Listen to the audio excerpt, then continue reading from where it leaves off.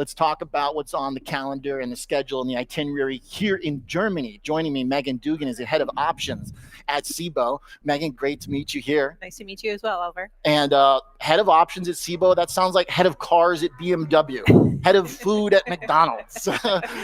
You were hired in February, so tell me kind of where your mind's at. Yeah. What's exciting to you? And obviously a lot of people associate what we're talking about here today with options. Our whole show that we've been doing from Cboe is obviously very options heavy. What's exciting to you right now? Yeah, so much to cover. Thank you very much for having me. Yeah. I'm very excited to be, this is my first RMC actually coming in, and this one is very special in general. We're celebrating the 40th sort of anniversary of bringing this entire conference together. Oh, cool. And this is a really amazing group of individuals, a very diverse background. You have sophisticated traders, you have the retail side, you have the institutions, the sell side, the ETF issuers. Yeah. We're just talking crypto. You have the gamut of sort of curated, sophisticated people that can come around to share really great ideas around where we see this market moving in a short term and sort of a long-term trend perspective.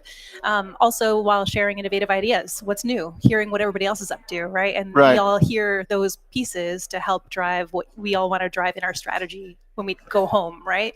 Yeah, I keep thinking back to Anu Ganti's numbers from the top of the show from S&P Dow Jones. Index-linked volume growth of 50 trillion.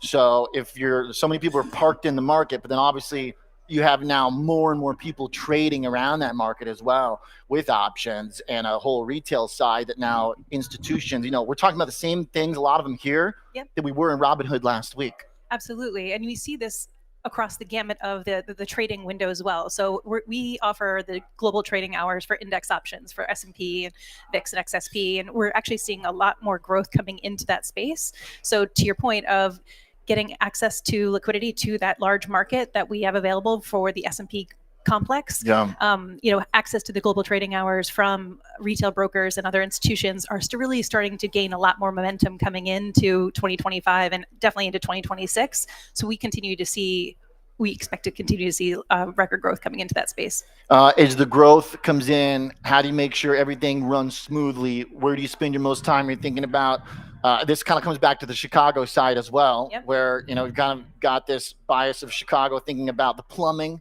Market structure. Everybody's going to be taking part in these things. We got to make sure that everything's liquid, prices are good.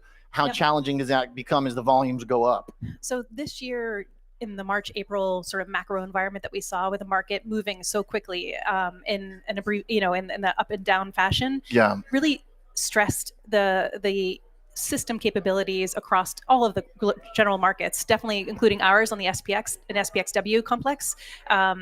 We've learned so many great key attributes from that effort and the market moves, so that we, at the core, every day at Cboe, we want to operate resilient, stable markets. To your point, we need to make sure that people feel confident and secure in coming to us at any time of day that our markets are open.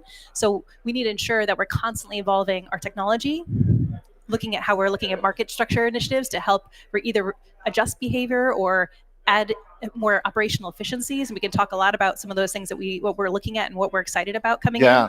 I'm curious about that because what I've, so many people, and I think especially from just sort of the individual, kind of the retail person's view, you kind of view everything, the game is set, the table is set, but it's really not. It's actually changing. Like we were talking with Jason Hicks from Matrix Executions on the show a couple weeks ago. There's so many little places for people to find and create more alpha. And it seems like as participation grows for options, that ecosystem is becoming, it's getting filled in. It's finding new players and new products and new tech. Yes, and one great example is at the end of June, we launched a new order type that includes a flex leg as well as a listed leg in one spread transaction. So you could have more than one of each, but basically it's a new construct where it is essentially one transaction handled sort of atomically within our matching engines as one group.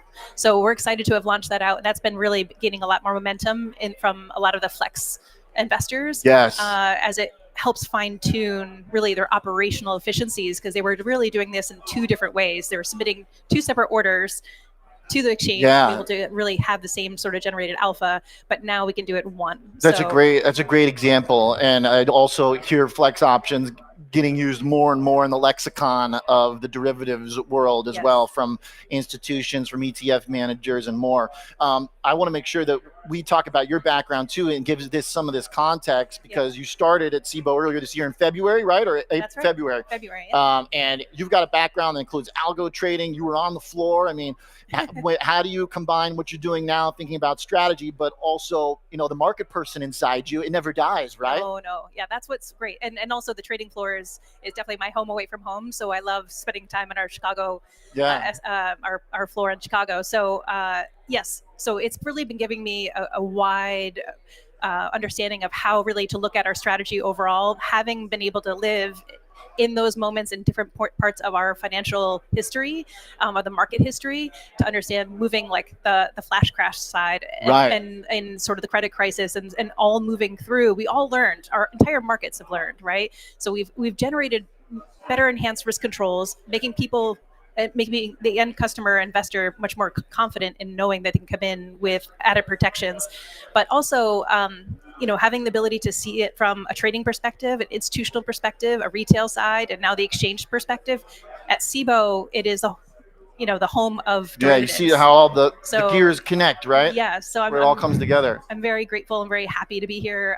It's been a great 7 months. I can't believe it's already been 7 months. I feel like I've been here forever. So it's been a good, in a good way. That means it's home. That means it's a natural place. I feel like you've been there forever. Well, the way you talked about the drop in the spring of this year and the market coming back, I can sense that you have that trader still inside you. So we're going to continue the conversation. Great to meet you. Great to have you. Thank you so much, Oliver. Absolutely.